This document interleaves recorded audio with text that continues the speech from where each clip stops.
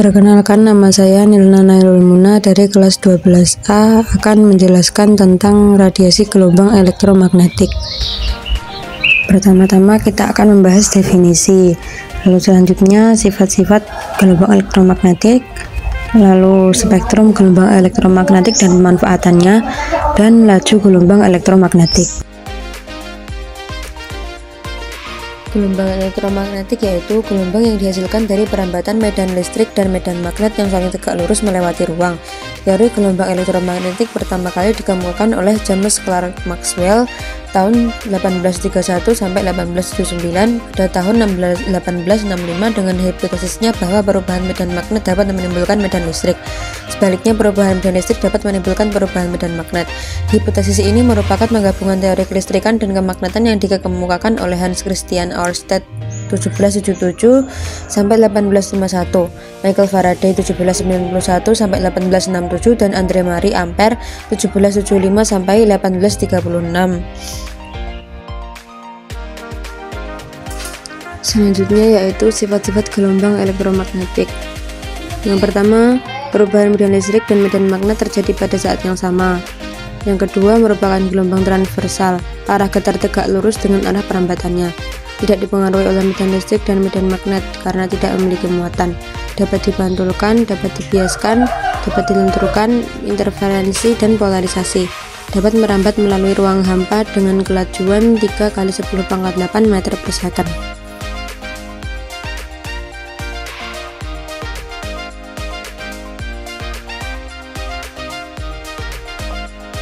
Selanjutnya yaitu spektrum gelombang elektromagnetik. Yang pertama, sinar gamma memiliki panjang gelombang 10⁻⁻10 sampai 10⁻⁻14 meter dan frekuensi sebesar 1018 sampai 1022 Hz. Dimanfaatkan untuk membunuh sel kanker, sterilisasi alat kedokteran, dan bedah saraf. Yang kedua, sinar UV memiliki panjang gelombang 10⁻⁷ sampai 4 × 10⁻⁷ dengan frekuensi sebesar 7,5 × 10⁻14 sampai 10⁻16 Hz. Dimanfaatkan untuk sumber vitamin D, memperbaiki kualitas tidur, mencegah depresi, dan mengurangi risiko kanker. Lalu yang ketiga yaitu sinar X memiliki panjang gelombang 0,01 sampai 10 nanometer dan frekuensi sebesar 1016 sampai 1021 Hz. Dimanfaatkan untuk pencitraan medis, mensterilkan peralatan medis, dan mendeteksi retakan pada bangunan. Yang keempat yaitu cahaya tampak, memiliki panjang gelombang 380 sampai 700 nanometer dan frekuensi sebesar 400 sampai 700 terahertz.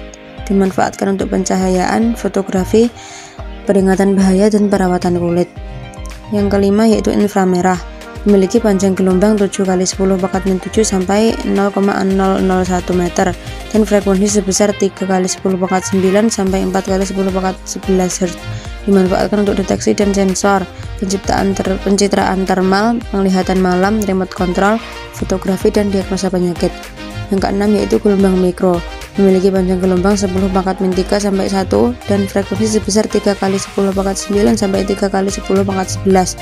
Dimanfaatkan untuk sistem komunikasi nirkabel, microwave, telekomunikasi, kamera kecepatan lalu lintas, dan komunikasi radar. Yang ketujuh yaitu gelombang radio, memiliki panjang gelombang lebih dari 1 dan frekuensi sebesar kurang dari 3 × 10⁻9 Hz. Dimanfaatkan untuk menyalurkan transmisi radio, membawa informasi penting, dan mempermudah kontak dengan pesawat dan GPS. Selanjutnya yaitu cepat rambat gelombang elektromagnetik. Rumusnya yaitu C sama dengan lambda kali F.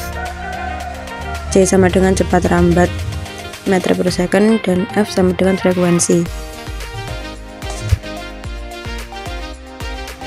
Menurut Maxwell, C sama dengan 1 per akar epsilon 0 dikali mu 0. Epsilon 0 sama dengan permitivitas vakum senilai 8,85 × 10⁻⁻12 C kuadrat N pangkat min 1 M pangkat min 2. Mu 0 sama dengan permeabilitas vakum 4pi × 10⁻⁷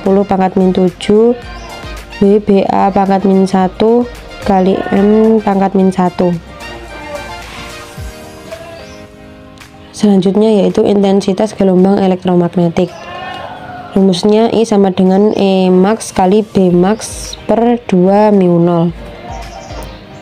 hubungan Emax dan Bmax, yaitu C sama dengan Emax per Bmax. C sama dengan kelajuan gelombang elektromagnetik, B sama dengan kuat medan magnet dalam satuan T, E sama dengan kuat medan listrik satuan N per C. Karena nilai C konstan, maka nilai F berbanding terbalik dengan panjang gelombang.